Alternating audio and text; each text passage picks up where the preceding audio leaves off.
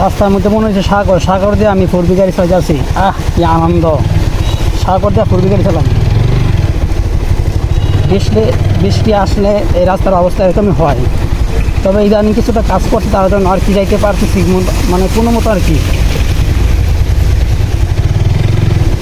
দেখেন কি অবস্থা রাস্তার, মনে হচ্ছে সাগর আর কি।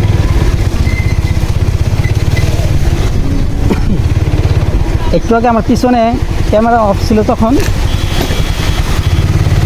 একটা অটো রিক্সা কাজে পড়ে গেছে আর কি, পানিতে পড়ে গেছে, হয়তো ভাঙ্গা ছিল। আপনাদের ক্যামেরা দেখাতে পারি নাই। ওরে বাপরে, কি অবস্থা।